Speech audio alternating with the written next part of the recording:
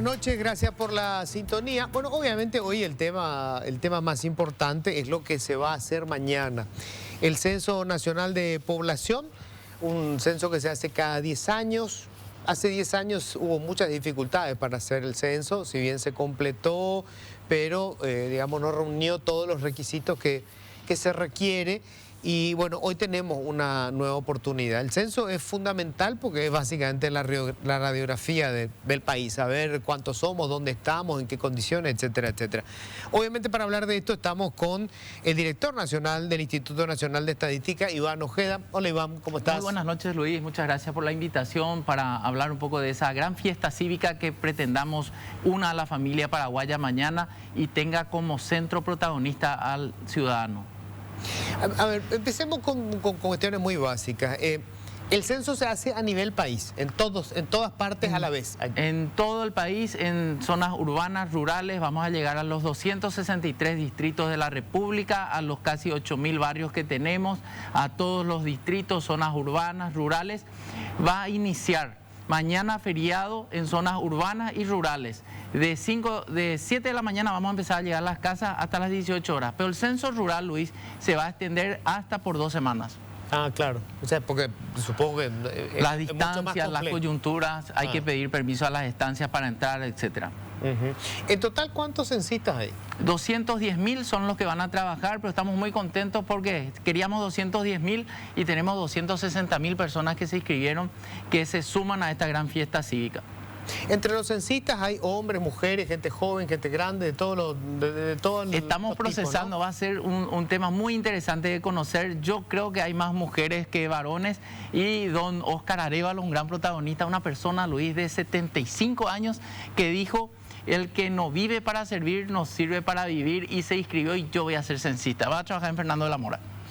¿A qué hora van a llegar los censistas? Porque mucha gente, bueno, hoy si tuviste que venir hasta acá, viste que el tránsito está caótico, pues todo el mundo salió a hacer compra al supermercado, hay gente que va a hacer farra. Bueno, pero mañana los censistas, ¿a qué horas llegan a las casas? A partir de las 7 de la mañana. Eso no implica que a las 7 vamos a estar en todos lados. En algunos lugares vamos a llegar a la tarde. Pero de 7 de la mañana a 18 horas es el tiempo que estipulamos para que la gente visite a las viviendas. Tenemos la entrada de la luz solar a las 19, entonces se aprovecha un poco el tiempo de luz solar. ¿Qué es lo que va a estar funcionando y qué no? ¿Y qué pasa después de las 10 hasta las 18? Sí, servicios esenciales exceptuados por la ley 6987, los hospitales, en sus internaciones y también en sus urgencias. Igualmente las farmacias que estén cerca de los centros asistenciales, la seguridad privada. Los servicentros van a estar cerrados, pero va a haber un guardia que va a cuidar los intereses. Entonces ellos están exceptuados, por supuesto la policía. También los servicios esenciales van a trabajar ese día. Los hoteles que tengan pasajeros internacionales también van a funcionar. Por supuesto los periodistas que van a cumplir una tarea fundamental ese día. Este es más bueno la gente que va a trabajar mañana. Todos van a circular con una orden de servicio en eventuales controles que la policía pueda registrar. Ellos circulan libremente con esto. Nadie se va a ir preso porque esté en la calle, pero lo que queremos es pedirle a la gente que se quede en su casa hasta las 18 horas. ¿Y lo de las multas es real? O sea, ¿se le cobra multa a la gente que esté transitando, por ejemplo, sin el permiso o que esté fuera de su casa? ¿Cómo es? Las multas que se hacen referencia en los comunicados y demás, hace referencia al artículo 38, Luis, de la ley 6670, que habla de la obligatoriedad de entregar la información con fines estadísticos. Entonces la persona que se negase a entregar o que falsease sus datos se expone a una multa de 20 a 200 jornales, pero nunca hizo falta implementar esa multa. Generalmente para un censo económico, sí, donde las empresas te dicen, a ver, ¿qué ley me obliga a mí a entregar mis datos? Pero en el caso del censo de población, nunca hizo falta implementar la multa, si bien está en la ley, ¿verdad? Ya. La gente va a estar en sus casas. Aquellos que tengan que movilizarse, porque están, digamos, trabajan en algunos de estos servicios considerados fundamentales, ¿verdad? ¿Cómo hace porque no va a haber transporte público? ¿Cómo hace? No va a haber transporte público ni plataforma, por eso ya venimos haciendo una campaña de difusión importante para que justamente la gente prevea cómo se va a mover. Por ejemplo, las fronteras no están cerradas. Hay un pasajero que tiene que tomar un vuelo y le dice a algún familiar, llévame al aeropuerto, o se consigue alguien que lo lleve, y esa persona que va a hacer el traslado puede tener la copia del boleto aéreo y con eso circula, ¿verdad? Ya, y cuando está volviendo, ¿sabes qué? Alguien que va a viajar en el aeropuerto. Y tengo la copia del pasaje. Me estoy yendo a mi casa, ¿verdad? Okay. La autoridad te puede parar eventualmente y te va a preguntar qué estás haciendo. Si se trata de urgencia, señores, no hay nada que pedir acreditación ni nada. A tomar tus cosas y andate al hospital. La autoridad te va a ayudar a llegar. Pero si hay alguien que está nomás recorriendo por ahí, la autoridad le va a decir, por favor, regresa a tu casa, quedaste hasta las 18 horas. Se prohíbe la venta de bebidas alcohólicas en ese lapso de tiempo y por eso también le decíamos a la gente que compre todo antes, que se abastezca, que cargue combustible, pues los servicentros van a estar cerrados, que se vaya al súper, los súper van a estar cerrados, los restaurantes y demás, todo cerrado hasta las 18 horas. A partir de ahí se abre todo y continúa la vida normalmente. Ahora, una vez que ya te censaron, si llegaron a tu casa a las 9 de la mañana, ¿verdad? Y ya te censaste, y la gente dice, bueno, me quiero ir a Ñuguazú a caminar. Sí. Le pedimos que se quede, Luis. ¿Esto por qué? Porque cuando el censista termine su tarea, le va a entregar al supervisor su material y ahí se va a verificar. Y puede que haya alguna pregunta que no ha sido respondida. Entonces volvemos a la vivienda y a decirle, che, no dijiste dónde vivías hace 5 años. Sí, podés contestar. Para eso tiene que estar la familia. Y para evitar también confusiones o malos entendidos, ¿verdad? Y si empiezan a salir todo el mundo, el censo también corre riesgo, ¿verdad? O sea, el pedido es queden, aunque ya te hayan censado a las 8 de la mañana, quédate en tu casa hasta las 6 de la tarde. Exactamente, ese es el pedido, es la ley, justamente salió así la 6987, que exige a todos los habitantes, sean nacionales o extranjeros, a dar su información con veracidad y exactitud y a quedarse en su casa de 5 de la mañana a 18 horas. ¿El servicio de delivery o los servicios de delivery van a estar funcionando? Solamente el 20% de la cadena de farmacias va a activar sus delivery. Algunas farmacias van a funcionar a puerta cerrada tipo pandemia también. Si te agarra el censo fuera de tu casa, no sé, por ejemplo, la gente del servicio doméstico creo que se quedan en las casas donde están trabajando, aquellos que están con cama adentro. ¿Cómo es el asunto? Sí. ¿Dónde le censan a esa persona? La metodología exige que se le registra a la persona según dónde pasó la hora cero del día del censo, dónde pasó la noche. Si esa persona está en Asunción prestando el servicio doméstico con cama adentro, se le va a registrar en la casa patronal. Y hay una opción también que se le va a decir cuál es su domicilio habitual. Entonces ahí él va a registrar su domicilio habitual. Ya, o sea, le van a censar en la casa de los patrones, sí. Pero cuando le pregunten, porque las entrevistas se hacen a cada uno, sí, tu casa habitual, y ahí va a dar la dirección de su casa. Así mismo es. Otra cuestión importante, en la casa entran ¿cuántos censistas? Un censista, es importantísimo que verifiquemos la identidad. Yo traigo un prototipo hoy. Este va a ser el carnet muy parecido al que va a tener el censista. Tenemos que ver la cédula de identidad, don Luis, en la credencial. Constatar la fotografía, a ver si se le parece a la persona que nos está visitando. Esa cédula de identidad tenemos que verla, ¿verdad? Al dorso hay un código QR, creo que ahí se ve. Y con ese código QR y el smartphone, los que tengan puedan entrar y ver la base de datos. Cargamos el número de cédula del censista y nos va a decir si está o no está en la estructura. Otro símbolo de reconocimiento va a ser un bolsón muy parecido a este, con la inscripción ahí. Este va a ser para el censo indígena, el otro va a decir censo 2022, va a ser algo muy parecido así, ¿verdad? Y segundo, si siguen las dudas, podemos llamar al 178. Tenemos ya el 178, una llamada gratuita al call center del censo, que va a funcionar mañana de 5 de la mañana a 10 de la noche. Si tenemos cualquier situación, llamamos también al 911, ellos van a estar coordinados. Si hay una emergencia sanitaria, llamemos al 141 y el Servicio de Salud Pública está disponible para ayudar. Ok, entra entonces un censista. Sí. Un censista. Se identifica, muestran los documentos, el código QR que yo con mi teléfono, ¿verdad?, registro y veo, ahí me tiene que aparecer en el archivo esta persona. Esa persona entra recorre mi casa, ¿qué hace esa persona? No hace falta, don Luis, que recorra el interior de tu vivienda. Podés recibirle en el patio, podés recibirle en la sala, le das una mínima comodidad donde sentarse, porque 40 minutos más o menos va a durar la entrevista. No hace falta que tome fotografías, selfies, nada, porque queremos cuidar la identidad del informante. Tampoco hace falta que le firmemos nada. No hay nada que firmar en el censo. Entonces, empieza el jefe del hogar respondiendo, le vamos a preguntar cuestiones de la vivienda y el hogar, materialidad de la vivienda, qué servicios básicos tiene esa vivienda, también qué bienes de confort tiene, estructura del hogar, cuántos viven, y después persona por persona, datos de población, sexo, edad, cédula, nivel educativo, si está empleado, si está desempleado, a qué se dedica, su profesión, datos de fecundidad a las mujeres mayores de, o sea, fecundidad entre 12 y 49 años, y después también datos que tienen que ver con la migración y el reconocimiento étnico en el censo indígena. ¿Fecundidad qué quiere decir? ¿Cuántos hijos tiene? Sí, en los estudios de fecundidad lo que se mide es si es que nació alguien en esa familia en los últimos 12 meses. Hoy sabemos que en el Paraguay nacen en promedio prepandemia 145.000 bebés por año, que la tasa global de fecundidad de las mujeres en el Paraguay es 2,3. Esto quiere decir que una mujer en edad fértil en promedio durante toda su vida fértil tiene 2,3 y con la década del 60 tenían 5. Sí, y claro. eso está bajando cada vez más. Hoy tenemos el bono demográfico, ¿verdad? Para que la gente entienda, cuando hablamos de un bono demográfico hablamos de que en el Paraguay por cada 100 personas que está en edad de trabajar hay 55 personas en situación de dependencia, porque están enfermos, porque están jubilados, porque están fuera de la fuerza de trabajo o sencillamente porque están estudiando.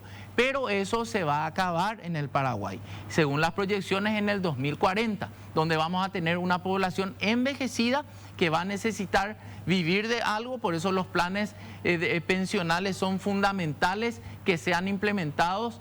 También vamos a necesitar mejorar la infraestructura, una infraestructura inclusiva que hoy ya hace falta para las personas con discapacidad, pero en ese tiempo los edificios van a tener que tener ascensores, las ciudades van a ser más inclusivas y así también la planificación hasta urbanística se va a tener en cuenta o se debería tener en cuenta para la toma de decisiones.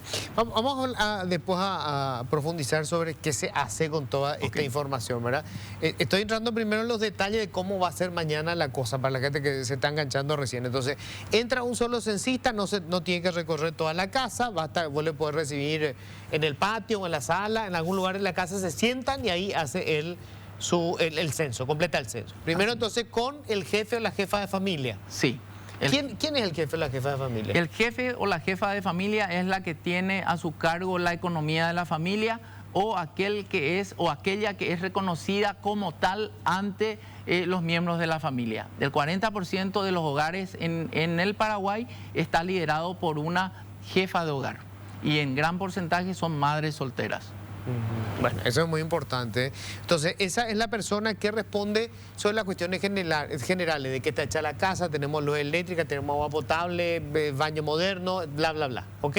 Así. Después el censista le va a convocar a los otros miembros de la casa. Sí, pretendemos que todos ya estén reunidos, todos presentes. Y le va a ir entrevistando uno por uno a los que están ahí. Sí, por los menores de 5 años, don Luis, responde un mayor de edad o un tutor. Buscamos siempre un informante calificado, una persona de 14 o más años. Las personas con discapacidad también van a poder responder. Y en el caso de los sordos, por primera vez en la historia de los censos en el Paraguay, y somos el primer país en América Latina y el Caribe que va a utilizar el centro de relevos. El censista va a hacer una videollamada al centro de relevos y por el lenguaje de señas, ¿verdad? Uno va a poder responder el cuestionario. ¿Qué es un centro de relevo? El centro de relevo es donde están personas que manejan el lenguaje de señas, que ellos son especialistas en el lenguaje de señas, ¿verdad? Entonces, una persona sordomuda o sorda puede llamar a ese número y comunicarse mediante el lenguaje de señas. Y el censista, que eventualmente no maneja, porque no todos manejamos el lenguaje de señas, va a tener la respuesta hablada de ese del centro de relevo. Va a ser un intérprete. Del intérprete. Se le va a llamar por teléfono y con videollamada. Sí. La persona que tiene esa discapacidad se va a comunicar con el que maneja el lenguaje de señas y el del lenguaje de señas le va a estar traduciendo al censista. Así mismo. En el 2012 se registraban cerca de 6.000 personas con sordera severa. Ah, con sordera severa. Sí. Bueno, esto es muy importante, entonces, porque mucha gente estará preocupada, bueno, ¿qué hace, Sí. digamos, cómo va a responder el que tenga este problema? Va a haber entonces un intérprete, digamos, a distancia, por decirlo así. Si el censista no tiene saldo, no tiene celular, le va a pedir a su supervisor le pedirá al jefe distrital, al jefe zonal. Hay toda una cadena de soluciones. Ahora, el censista, entre las cosas que te va a preguntar, por ejemplo, cuál es tu ideología política, cuál es tu religión, te va a preguntar esas cosas. No se pregunta eso, don Luis, nada de religión, nada de gustos políticos, nada de ideología de género tampoco, nada de eso está incluido en este censo. O sea, no le va a preguntar al varón, ¿a vos te gustan los nenes? ¿O vos qué querés? ¿O cómo te sentís vos? ¿Te sentís nena? ¿Te sentís nene? Esas cosas no están en el cuestionario. No, solamente condiciones de vida. ¿Qué supone condiciones de vida? ¿Qué es? Sí, cómo vive la gente, cuántos somos, dónde estamos, qué tenemos de bienes de confort, cómo vivimos y qué necesitamos como país para... Eso es lo que en síntesis nos dice un censo. ¿Le van a preguntar cuánto gana a la gente? No, ingresos en el censo no se pregunta, preguntamos en la encuesta permanente de hogares. No le vamos a preguntar el PIN de la tarjeta, la cuenta bancaria, ni sus ingresos a las personas. ¿Se le pregunta religión? No. ¿Qué fe? Si está bautizado, católico, protestante, No, nada de eso. No se pregunta. Antes se preguntaba, antes de la nueva constitución, pero somos un país laico, entonces esa pregunta fue... Eliminada. Fue sacada. Fue eliminada. Pero porque hay también otras maneras de medir eso. A través de encuestas uno ya puede tener eso, ¿verdad? Encuesta permanente hogares. Se puede incluir, ¿verdad? O una encuesta especial. El Latino Barómetro también mide eso, ¿verdad? Ahora, vayamos a qué se hace con toda esta información. Okay. El tema, algo que muchos discutieron es el número de cédula. Número de cédula de identidad. ¿Por qué le tengo que decir cuál es mi número de cédula de identidad? Sí, en primer lugar, el número de cédula ya tiene el Estado. Ya el Estado nos provee la cédula de identidad. Y el tratamiento que va a tener ese número de cédula y el nombre es una total confidencialidad. ¿Qué uso le vamos a dar estadísticamente a esa cédula? Vamos a poder medir estadísticamente algunas temáticas que no mide el censo, porque tampoco podemos tener un cuestionario demasiado largo. La gente se cansa y no va a echar de su casa. Por ejemplo, podemos pedir la base de datos de Tecopona y se procesa internamente en el Instituto Nacional de Estadística y con el cruzamiento de información conocer las características socioeconómicas de esa población que tiene ese tipo de beneficio. O los que son tratados con la tuberculosis en el Paraguay, que siguen un tratamiento en el Ministerio de Salud, nos entregan la base de datos, se procesa internamente y podemos conocer las estadísticas sobre las condiciones las condiciones económicas, perdón, las condiciones sociales, demográficas de ese grupo poblacional. Ese es el uso que se le va a dar. El cuidado de la cédula de identidad es sagrado para nosotros. De hecho, que el secreto estadístico constituye la base de cualquier sistema estadístico de cualquier país. A ver, para entender esto, por ejemplo, ustedes quieren saber en dónde está la mayoría de la gente que padece tuberculosis. Entonces, al tener el número de cédula, como eso está registrado en el Ministerio de Salud, aunque sea información confidencial, ustedes van a saber en qué lugar está concentrada la mayor cantidad de personas que padecen de la enfermedad. Y sí, eso permite establecer una política pública de salud, del Ministerio de Salud, sí, por ejemplo. Y nuestros informes van a decir, don Luis, no van a decir fulano de tal Sí. tiene tuberculosis, va a decir el departamento de Concepción o el distrito tal tiene un 1% de tuberculosis, ¿verdad? O la tuberculosis afecta a tal región. Entonces, imagínate focalizar las políticas públicas. La eficiencia del gasto público tiene que ver con la focalización de las políticas públicas. Conocer, por ejemplo, también los beneficiarios de las políticas públicas, dónde están concentradas, si están todas concentradas en un departamento, hay que levantar las alarmas. Tener un censo también es una radiografía del país y es medir cómo está la democracia. Vos sabés que este tema es tan interesante, un premio Nobel, el profesor Amartya Sen, profesor de Economía y Filosofía de la Universidad de Harvard, premio Nobel del año 98 en Economía por sus aportes a la economía del bienestar, decía que los países pueden concebirse altamente democráticos no cuando solamente sus habitantes pueden votar, sino que lo que se mide o se debería medir es el goce del derecho. Nosotros estamos midiendo el goce de derechos constitucionales, entender cómo están los niños, las mujeres, los adultos mayores, las personas con discapacidad, cómo son nuestras relaciones civiles en el Paraguay, cómo están las comunidades indígenas, cuántos tienen agua potable en el Paraguay, cuántos tienen energía eléctrica, qué tal el acceso a internet. Son todos derechos que tenemos como personas y que nos merecemos vivir dignamente. Entonces el censo nos va a interpelar con muchos datos. El embarazo adolescente, por ejemplo, don Luis, ¿verdad? Decía una médica de que existe un grupo, niñas de 10 a 12 años, cerca de 400 embarazos por año. De 12 a 14, cerca de algo así, ojalá no me equivoque, pero creo que decía algo así como 8.000 por año. Entonces, son realidades que nos interpela como sociedad, pero tenemos que ser conscientes de que esa es una realidad en la República y necesitamos concienciar, educar. Las políticas públicas tienen que estar dirigidas y focalizadas. El gran desafío de la política pública es la territorialidad, es territorializar. Los municipios, vamos a conocer los municipios más expulsores, ya estamos entrando un poco en el uso, ¿verdad? Y ahí es importante saber las temáticas que se van a analizar.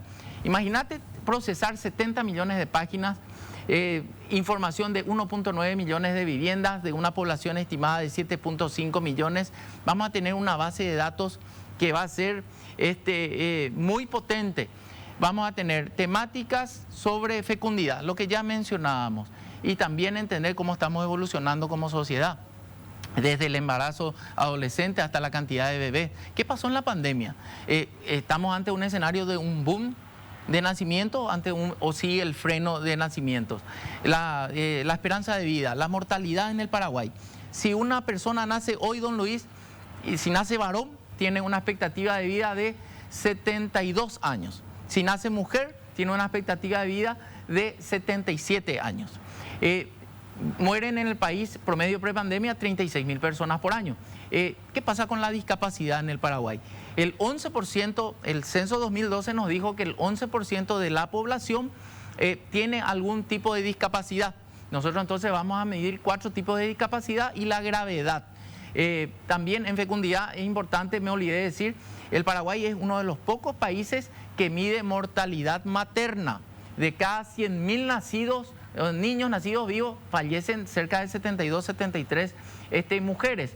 Vamos a hablar de la educación en el Paraguay. El censo del 2012 nos dijo que en promedio un habitante en el Paraguay tiene 8,4 años de estudio. Eso crece, según los anteriores censos, un año cada decenio.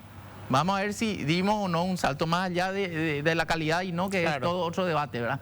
También el 5,5% de la población es analfabeta, o sea, no sabe leer o escribir o no terminó el segundo grado, ¿no? Bueno, la educación luego de la Revolución Francesa es fundamental para el desarrollo de cualquier país. La CEPAL tiene un estudio que dice que aquellos países que se van a alejar de la pobreza tienen que tener en promedio sus habitantes 12 años. Estamos a 40 años de eso a este ritmo, ¿verdad? Entonces, después, otra temática, necesidades básicas insatisfechas, que son carencias en salud, en educación, en vivienda, en empleo. Por eso estas preguntas y la combinación de variables. El censo del 2012 nos dijo que el 42% de las viviendas en el país tienen al menos una NBI. Entonces nos decía que en el departamento central, el mejor lugar para vivir, Fernando de la Mora. No, porque en las calles hay mucho por hacer en las ciudades, ¿verdad? Pero tiene menores carencias en salud, en educación, en vivienda, empleo. Fernando de la Mora. Fernando de la Mora, sí. Y ¿quién está muy por detrás? Limpio, en el año 2012. O sea, el último era Limpio. El último en Central. En Central. En Central. Ahora vamos a ver cómo evolucionaron. Claro, ¿Qué o sea, pasaron vamos a estos ver 10 hoy, años? claro, ¿qué pasó? Exacto. La evolución de nuestro ¿Cuál de las ciudades de Central hoy tiene de mejores características para garantizar calidad de vida? Sí, eso es. Sí, y la gente dice, ¿y qué es lo que va a pasar si no me censan, si yo no quiero responder? Sí. Y realmente lo peor que va a pasar es que no va a pasar nada, don Luis. Esa familia o ese barrio va a estar excluido de políticas públicas, no va a poder mejorar sus servicios básicos, su salud, su educación, su señal de internet. Hay muchas cosas que nosotros podemos decidir tener en base a nuestra capacidad económica. ¿Qué televisor, qué celular tengo, cómo equipo mi casa? Pero hay otro nivel de inversiones que escapa de la posibilidad de una familia. Si tengo energía eléctrica, la calidad de la energía eléctrica, si es que tengo agua potable, o si es que tengo buena señal de internet, o también hay distritos que están creciendo a un ritmo vertiginoso en el país. Pero ese crecimiento poblacional tiene que ir acompañado de mejores servicios o más servicios básicos, también de seguridad, de educación, de temas que hacen con que tengamos una vida digna. Es ahí la riqueza de información. Se lee por ahí que la riqueza de información, el tesoro que nos va a dejar en información el censo de población a nivel desagregado, es a las políticas públicas lo que en un momento fue el microscopio para la biología. Ahora, ¿quiénes van a procesar toda esa información? Tenemos los censistas, son 260, ¿cuántos son? 210.000. 210.000 censistas. Entonces son los que van a tomar la información. Sí. ¿Quiénes son los que van a procesar? ¿Qué pasa después de tomar la información? Sacamos toda la información, llevamos. Okay. ¿Qué se hace con eso? En primer lugar, imagínate vos que tengas un gran rompecabezas. Tenés que desarmar ese rompecabezas y enviar a los 8.000 barrios que tenés. A cada zona, a cada área de empadronamiento. Después tenés que recoger todas esas fichas y armar nuevamente el rompecabezas. Tenés que hacer la crítica, a ver las inconsistencias y empezar a cargar la información. Son 300 personas que van a trabajar durante 7 meses en una modalidad de doble carga con controles para tener esa base de datos. Tenemos la ayuda de la CELADE, que es el Centro de Demografía para América Latina y el Caribe de Naciones Unidas, que funciona en la CEPAL. Su representante va a ser observador mañana en nuestro censo.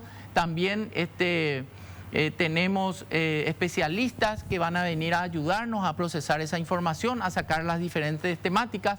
Tenemos muy buenos profesionales en demografía en el Paraguay. Hoy muchos de ellos son mis maestros en el instituto. Yo tengo muchos maestros, mis compañeros son mis maestros. Aprendí un montón gracias a ellos. Pero hay referentes de demografía, de matemáticas, de estadísticas en el Instituto Nacional de Estadística. Entonces, con ellos vamos a procesar la información y vamos a generar las diferentes temáticas. Y después también nos hemos puesto como otra innovación que va a tener este censo es un geoportal. Ese geoportal va a permitirnos territorializar la información estadística. Imagínate que nosotros podamos identificar una escuela, delimitar 20 kilómetros a la redonda y ver cómo está la oferta y demanda por franja etaria de la educación. O lo mismo en salud pública. O lo mismo en... se inunda Asunción, ojalá nunca ocurra, pero esto es cíclico, ¿verdad? Pintemos la cota 64 en el geoportal y caractericemos a la población. ¿Cuántos son adultos mayores, niños, nivel socioeconómico? O sea, cuando vos tenés un fenómeno como ese, ¿verdad? Va a crecer tenemos una crecida. Decimos que va a afectar esta zona. Y yo tengo ya georreferenciado quiénes están en esa zona. Sí. ¿Quiénes quiere decir quiénes son ancianos, quiénes son ricos, quiénes son pobres, quiénes son niños, quiénes tienen alguna discapacidad? Es eso. Así mismo. Y eso te va a permitir actuar en consecuencia. Es decir, yo tengo una mayoría acá de gente, digamos, de la tercera edad. Sí. Tengo que darle cobijo con estas características. Mira, si la mayoría son niños, tengo que llevarlo a una escuela. Sí, tener personas con discapacidad. ¿Qué tipo de discapacidad tienen? Y asistirles a ellos. Y esto va a sentar las bases en el Paraguay. Por primera vez en la estadística paraguaya del procesamiento en línea de la estadística oficial. ¿Qué quiere decir eso? Y que van a poder procesar. El acceso va a ser libre y gratuito a ese portal web. Y también toda la información del censo que se entienda bien, toda la información anonimizada y estadística del censo. O sea, sin la identificación. Sin la identificación se va a disponibilizar en datos abiertos. ¿Qué son los datos abiertos? Te dejo ahí porque tengo que hacer la pausa. Y ahí vamos a ver qué es lo que son los datos abiertos, cómo vos podés mirar lo que se está cargando. Pausa, ya volvemos. Bueno, estábamos hablando con Iván de, fíjense, esto que es absurdo que tengamos que discutirlo, pero tenemos que hacerlo, ¿verdad? ¿Cuál es la importancia de la información del censo? Esto es tan importante que lleva por lo menos unos 3000 años. Los romanos empezaron a hacer los primeros censos poblacionales. De hecho, una de las primeras organizaciones políticas que iniciaron esto fueron ellos hace 3000 años. Decía el monseñor Ricardo Valenzuela, ¿verdad? Le recordaba a la gente, Jesús fue censado. De hecho, cuando se mudan ellos a Belén es porque justamente tenían que ser censados. Esa fue la razón por la que en el relato bíblico José y María tienen que mudarse y terminan en la ciudad de Belén. O sea, esto es tan viejo como el mundo, no es una cuestión que se les acaba de ocurrir ni es una cuestión antojadiza. Sí. Y también la evolución del manejo de la información. Hoy las redes sociales, imagínate, este va a ser el primer censo, don Luis, en redes sociales, y ni qué decir en el Paraguay. Las redes sociales sirven para muchas cosas, pero también para que la gente se exprese muy libremente. A veces demasiado libre ya para nuestro gusto, pero como decía Montesquieu, no me gusta lo que decís, pero daría mi vida para que lo puedas decir. Esa es la esencia de la democracia. Estamos hablando antes del corte de los datos abiertos. ¿Qué es lo que son los datos abiertos? ¿Qué son los datos abiertos? En una época los estados tenían secretos de estado.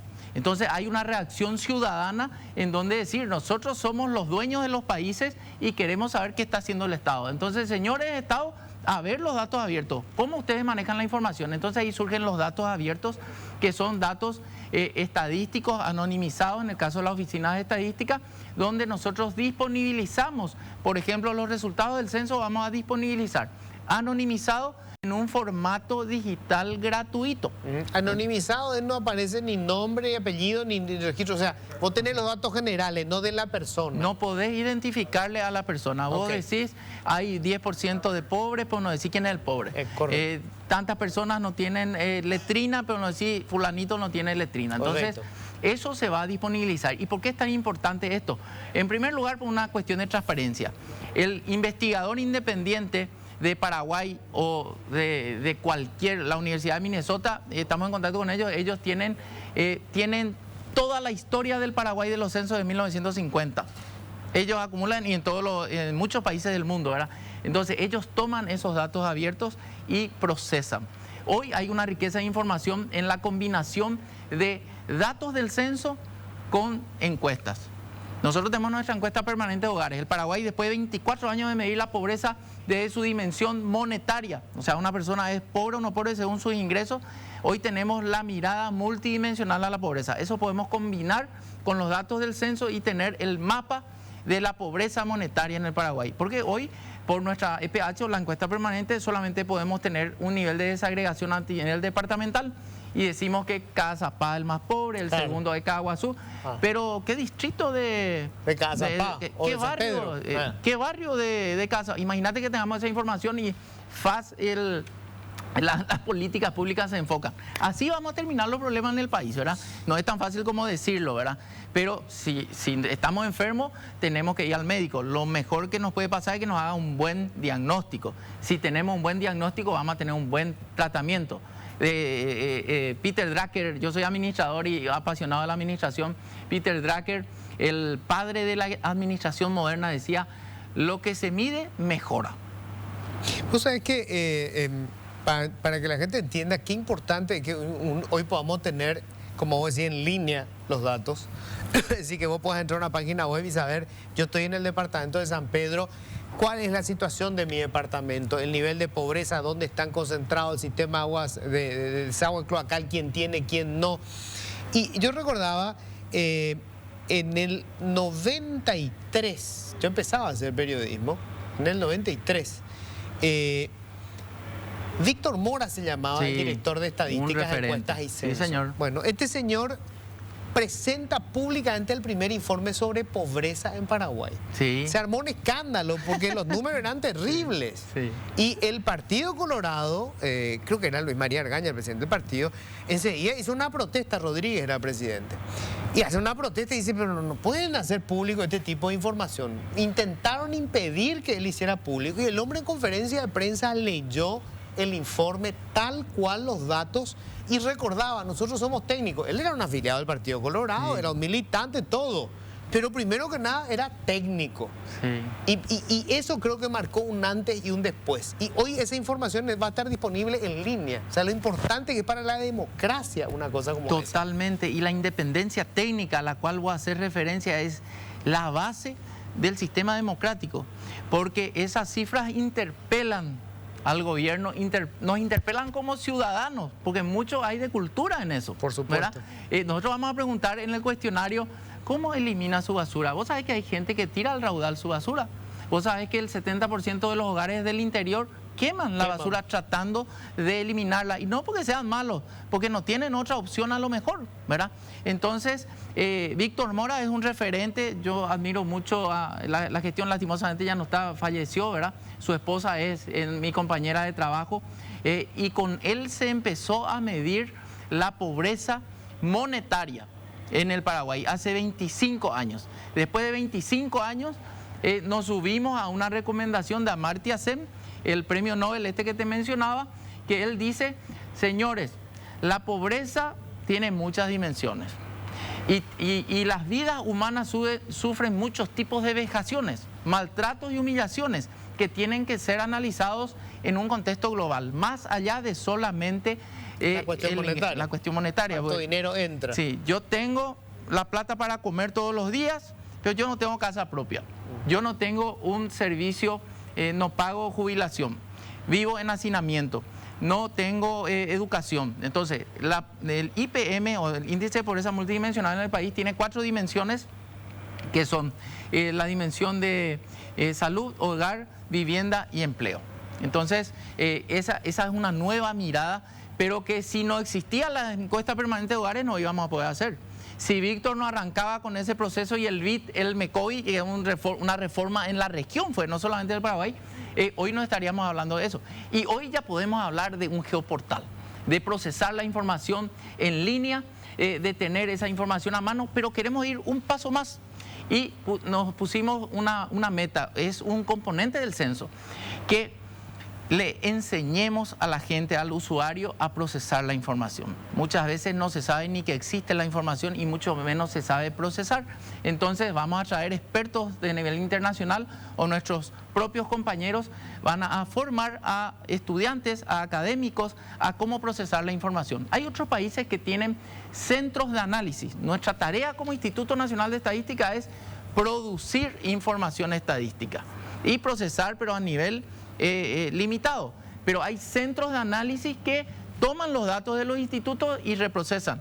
La academia es una de las que debe tomar esta posta y realizar estos estudios. Entonces, ya tenemos convenio hoy en esta instancia para que los estudiantes universitarios capitalicen como horas de extensión participar del censo. La siguiente etapa es, señores, vamos a empezar a procesar esa información. La siguiente etapa, vamos a empezar a publicar. Claro. Y después, señores del gobierno, yo soy del gobierno, ¿verdad? Claro. Tengo que empezar a tomar decisiones cada vez más basadas en evidencia y no en meras percepciones. Así mismo. Eso es muy importante y creo que la gente tiene que entender eso. La diferencia de que yo desarrollo una política pública, por ejemplo, digo, ok, San Pedro es el departamento más pobre, entonces voy a crear una línea de subsidio para San Pedro. Y creo una línea de subsidio y se remite a San Pedro.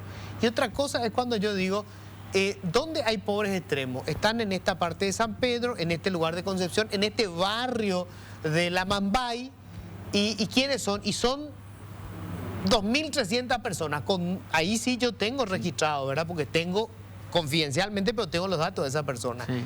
Y preparo una línea de subsidio para esas personas. La diferencia es brutal. Totalmente, y va a ser eficiente. El gran reclamo de la ciudadanía es la eficiencia del gasto público. ¿Cuánto cuesta el censo? 43 millones de dólares. Ah, qué mucho te dice la gente, ¿verdad?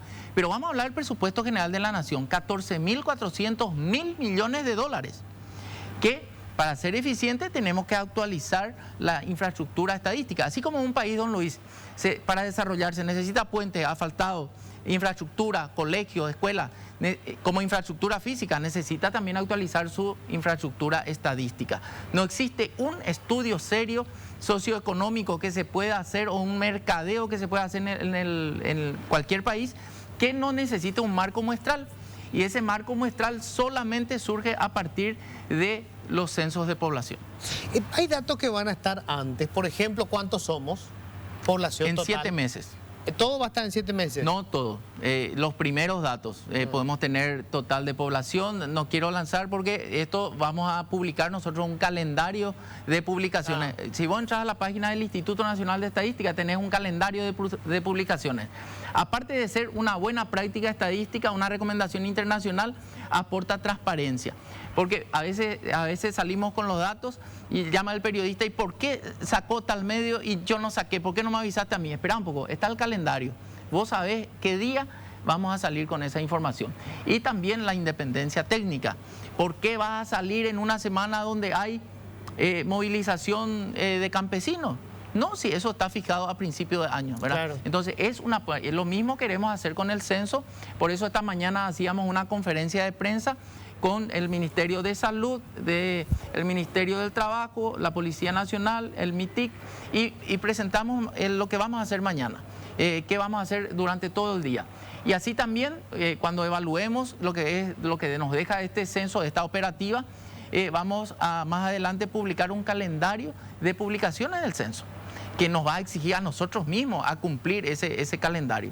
Y va a ser una buena práctica. Estamos trabajando también, estamos trabajando en eso, ¿verdad? Entonces...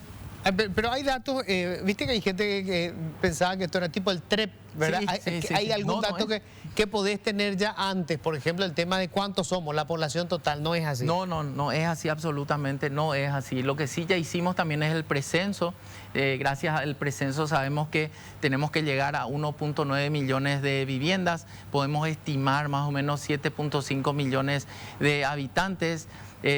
Y los primeros datos van a tener que ver con esa suma total, diferencia, o sea, cuántos son mujeres, cuántos son hombres. Puede haber sorpresa, o sea, puede que de repente terminó el censo y somos 8 millones. ¿Puede ser que haya sorpresa o no? Y es muy complicado eso que ocurra porque sabemos que el Paraguay es a un ritmo de 100.000 habitantes por año y eso se mantiene desde 1950, ¿verdad? Entonces, pero hoy vamos a ajustar esas estimaciones, ¿verdad?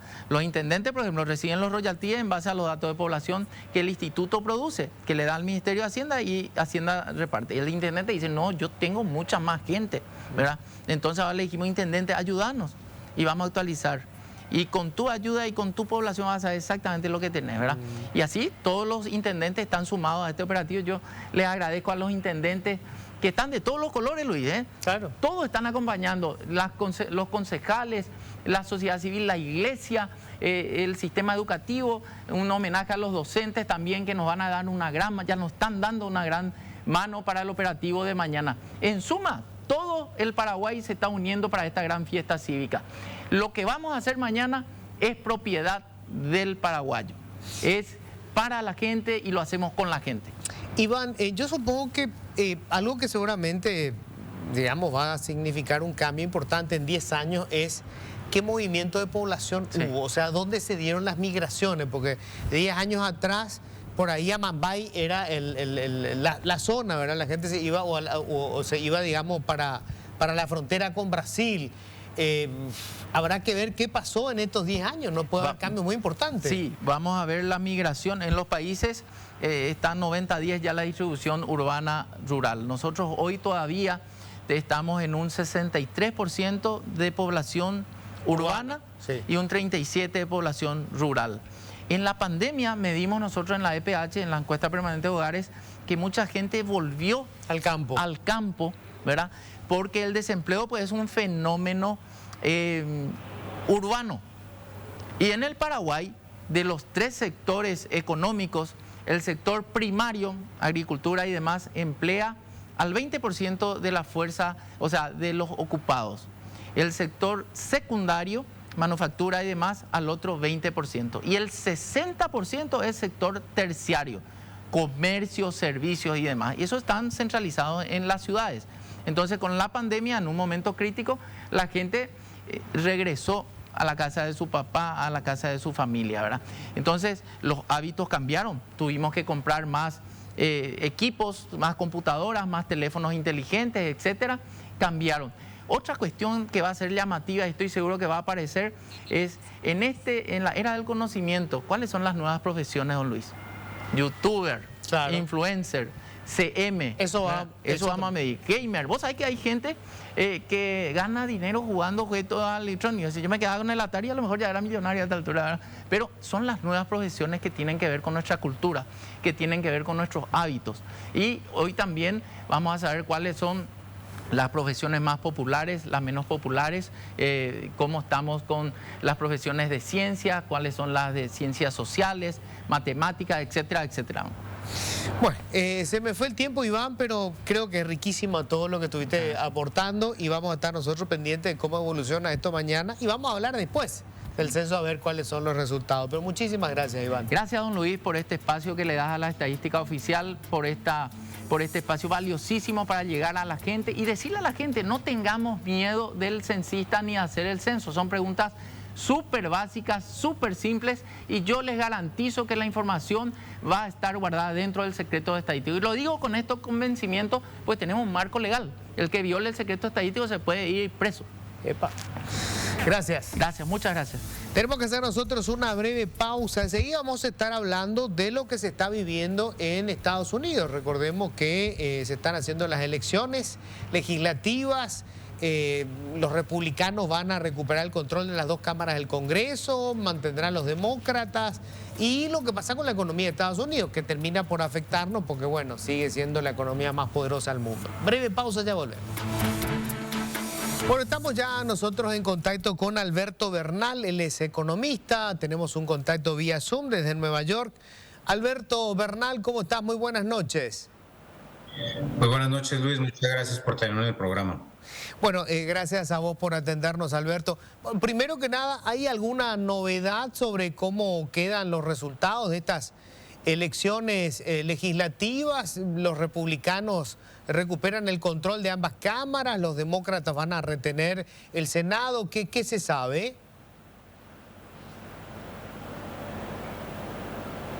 Es muy temprano en la noche, aquí en Nueva York, 8 de la noche, muy temprano para saber exactamente los resultados, pero muy seguramente vamos a saber para hacia 11 de la noche hoy, hora de Nueva York, si los republicanos ganaron el control de la Cámara Baja. Pero yo creo que es posible que necesitemos hasta mañana para saber si los republicanos ganaron el control de la Cámara Alta, porque históricamente, en las elecciones de medio término, el partido que no está en el gobierno gana más o menos 30 escaños. Eso es lo que pasa normalmente. Y en este momento los demócratas, que son la mayoría, tienen una mayoría de 5 escaños nomás.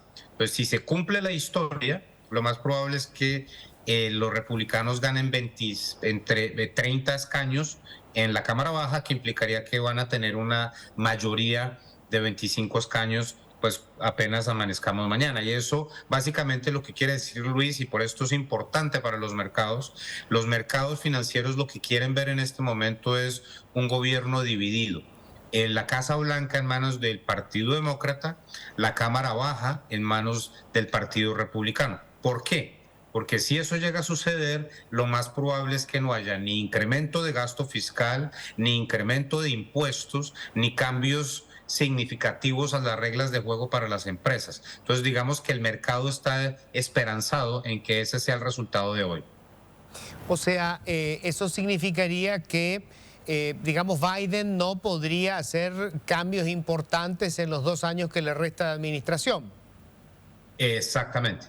Entonces, significaría que Biden se vuelve, en Estados Unidos le dicen lame duck, un presidente lame duck, que básicamente es un presidente que no tiene poder para cambiar muchas cosas. Y la gente se preguntará, ¿pero por qué eso es bueno?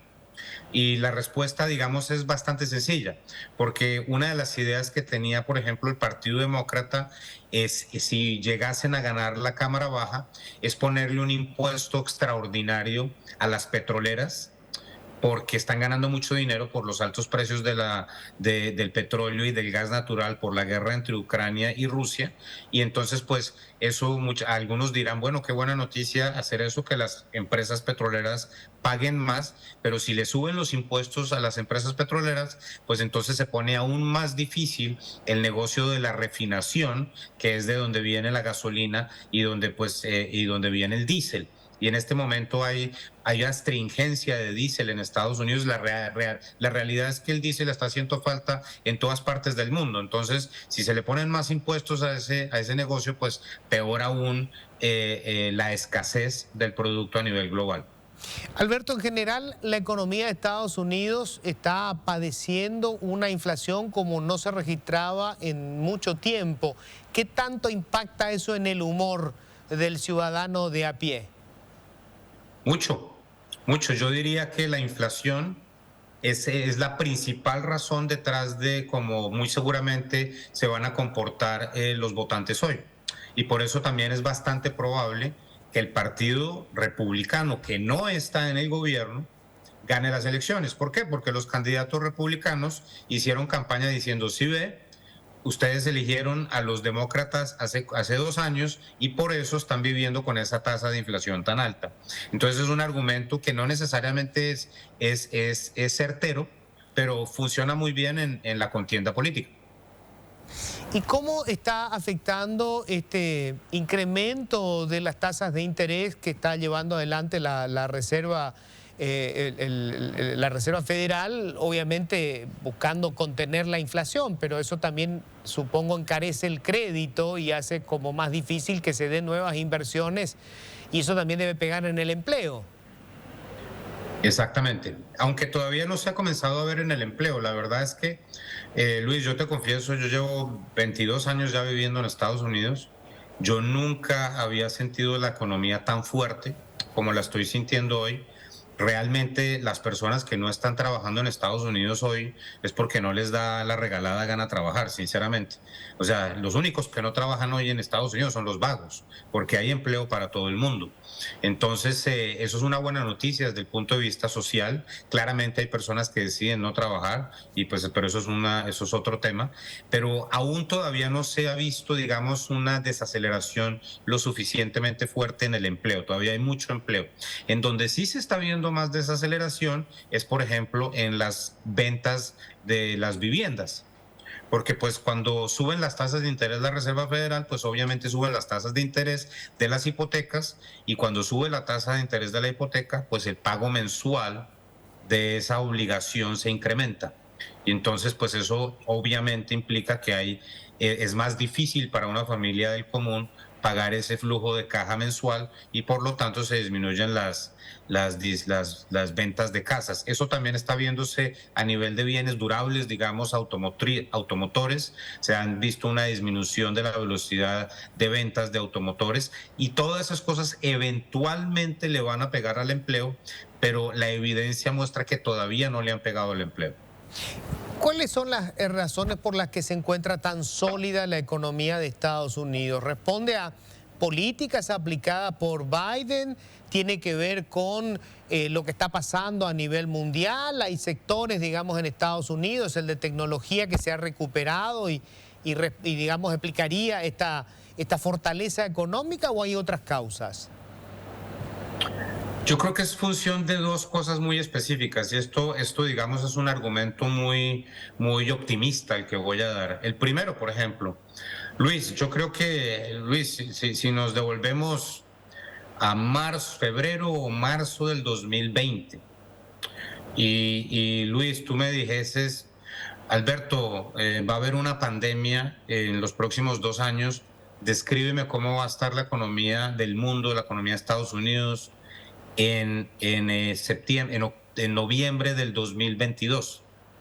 Una persona normal hubiese contestado, una pandemia, pues la economía global va a estar destruida y van a haber guerras y van a haber muerte y va a haber hambre, va a haber violencia, etcétera, etcétera. Y la realidad es que pues yo cada vez que miro hacia atrás, la verdad es que la pandemia apenas vamos 2 años largos y en 2 años largos la humanidad se inventó una vacuna, logró cerrar y llevar a todo el mundo a trabajar en su casa, comenzaron estas tecnologías tan increíbles como bueno, el Zoom ya existía, pero se masificó el Zoom durante la pandemia. Se comenzó a dar mucho espacio para el teletrabajo, toda esta esas nuevas industrias nuevas atadas al confinamiento y eso generó mucho empleo. Y eso es una muy buena noticia, la primera parte de la respuesta.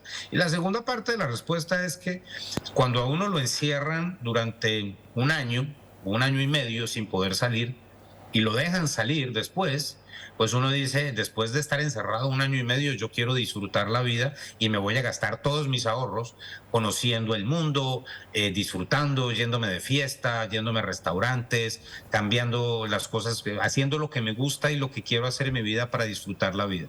Y eso es la razón por la cual hay tanta actividad global, o sea, tanto turismo, tanta gente viajando, tanta gente diciendo, bueno, no se acabó el mundo con la pandemia, aprovechemos pues que la vida es corta y por lo tanto estamos viendo este exceso, en mi opinión, de consumo, este exceso de... Ahora, esto, ¿vos crees que en el mediano plazo tendrá sus consecuencias? O sea, esta fiesta, este consumismo exacerbado post pandemia, ¿tendrá pues, sus consecuencias negativas o esta expansión, digamos, puede mantenerse en el tiempo? No, claro, o sea, esto es como cualquier cosa en la vida. Luis, si nos vamos de fiesta tú y yo y nos tomamos 3 botellas de tequila, pues al día siguiente vamos a tener que lidiar con una resaca bien fuerte, con un guayabo, como decimos los colombianos. Y la única forma como se arregla el guayabo es descansando en cama y tomándose un caldo de pollo y con Alka-Seltzer. O sea, el mundo va a tener que pagar o sea, un después a esta fiesta que se metió y eso se llama recesión. Entonces, eventualmente va a llegar una recesión. La pregunta del millón es si llega al principio del 2023, a final del 2023, a principios del 2024, pero que viene la resaca, viene la resaca. Ahora, una recesión, ha habido cientos de recesiones en la historia de la humanidad y esto no quiere decir que se vaya a acabar la economía ni se vaya a acabar el mundo, sino que se acaba, la gente, digamos, comienza a tomar una visión un poco más responsable de su gasto familiar. Decide no irse de vacaciones, decide no ir a un restaurante, decide no comprar un carro nuevo, etcétera. Y cuando todo el mundo actúa de la misma forma, porque esto tiende a ser efecto manada, pues entonces vemos menos consumo y obviamente tenemos la eventual recesión.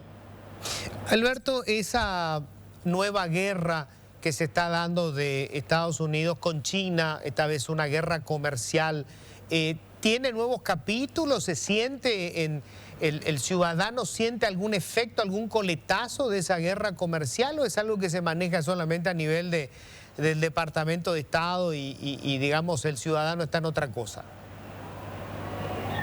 El ciudadano está en otra cosa, digamos, todas estas sanciones o todas estas leyes que se aprobaron para que las compañías de semiconductores de Estados Unidos no le puedan vender chips a la China, todo eso es un tema que quizás nos trasnocha a gente como a mí, que me toca estar enterado de estas cosas, pero al ciudadano del común realmente es poco lo que lo afecta. Entonces, esto, digamos, este nuevo round en la guerra comercial entre China y Estados Unidos, que es una guerra que va a durar decenas de años, esto va a ser décadas, pues, realmente no ha afectado al ciudadano como sí afectó el primer round cuando el presidente era Donald Trump.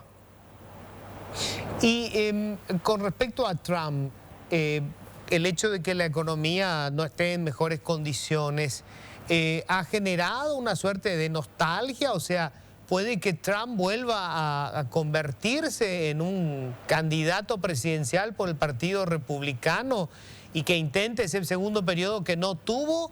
¿O ya está, digamos, descartado y hay otros republicanos que están presentándose en el horizonte como los que van a competirle a los demócratas por el poder? Pues esa es la pregunta del millón que se hacen todos los politólogos en este país. La verdad, la política es algo muy difícil de pronosticar.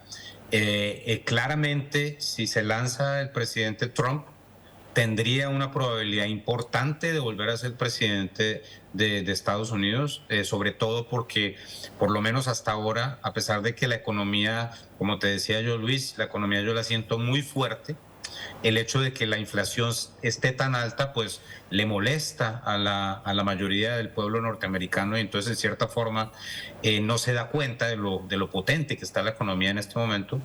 Entonces, todo eso implica que hay una posibilidad que el presidente, que Donald Trump vuelva a ganar las elecciones en el 2024.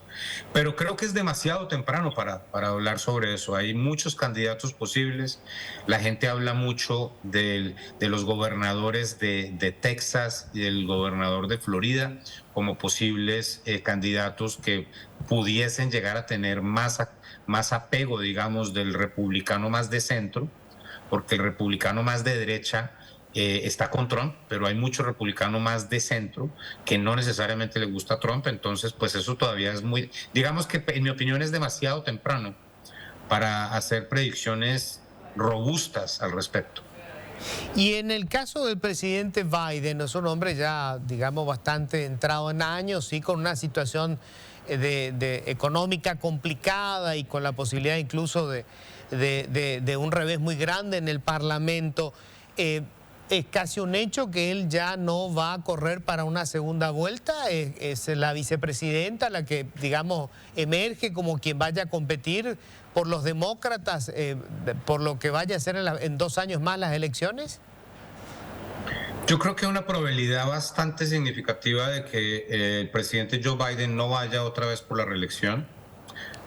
Yo creo que la principal razón sería su avanzada edad, y la verdad es que una campaña electoral es algo que obliga pues a una persona a tener pues una condición física bastante fuerte, y claramente pareciese ser que el presidente Biden en este momento ya desafortunadamente no la tiene. Obviamente eso en fin, uno esté de acuerdo o en desacuerdo con Biden, pues claramente no es una buena noticia que ya no esté en su mejor estado de salud. Y en el caso de que él no vaya, lo más probable, lo que dicen los entendidos necesariamente sea Kamala Harris la vicepresidente, sino que haya un popurrí adicional de candidatos, la mayoría jóvenes, que podrían ganar pues la nominación, pero sería un proceso de nominación bastante amplio como generalmente es en Estados Unidos. Alberto, finalmente, pese a todos estos inconvenientes, una inflación disparada, un alto consumismo post pandemia, una situación política bastante complicada, una suerte de polarización de las posiciones en Estados Unidos, ¿sigue siendo la tierra de los sueños para los inmigrantes? O sea, ¿Estados Unidos sigue siendo la tierra de las oportunidades?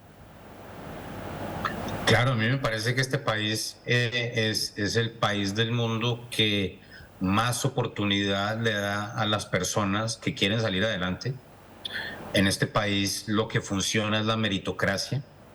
Realmente no es un país donde importe el apellido de las personas, el color de las personas, la edad de las personas. Si una persona se esfuerza, estudia, trabaja, es juicioso, cumple con la ley, ahorra, invierte, muy seguramente le va a ir muy bien. Por eso es que hay tantas historias de éxito en este país.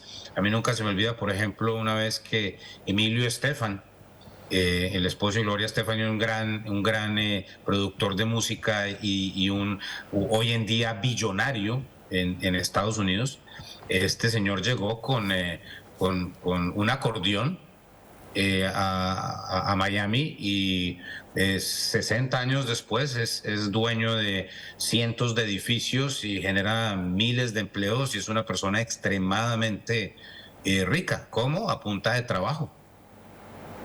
Bueno, y finalmente, Alberto, bueno, estamos llegando a fin de año. Yo imagino que si sigue como bien decías vos, este consumismo exacerbado post pandemia, las fiestas de Navidad y Año Nuevo van a ser un espectáculo comercial aparte. Pues deberían ser. Lo más probable es que lo sean. Yo creo que la resaca de esta fiesta de reapertura es un evento del 2023, cuando ya pues la gente se queda sin ese exceso de dinero que tuvo durante la pandemia porque no tenía dónde gastarlo. Y ahí poco a poco vuelven las cosas a la normalidad, pero como te decía Luis, esto no es el fin del mundo, no será la primera recesión, no va a ser nuestra última recesión, y las recesiones sirven para ajustar un poco los equilibrios cuando cuando los equilibrios dejan de ser equilibrios. Ahora sí, esto final, Alberto, desde allá, ¿cómo se ve América Latina? Que, bueno, ha tenido un giro en casi todos los gobiernos hacia la izquierda, una izquierda moderada, alguna más radical. En general son los gobiernos de oposición, o sea, los partidos de oposición los que han ganado las elecciones, pero o sea, la coincidencia de que casi todos tienen ese signo de más hacia la izquierda. ¿Cómo se ve eso desde allá? Pues se ve en algunos casos con esperanza, en otros casos con preocupación. La realidad es que los latinoamericanos no tenemos mucho para mostrar en términos de avance económico. No nos ha ido muy bien en los últimos años, desafortunadamente.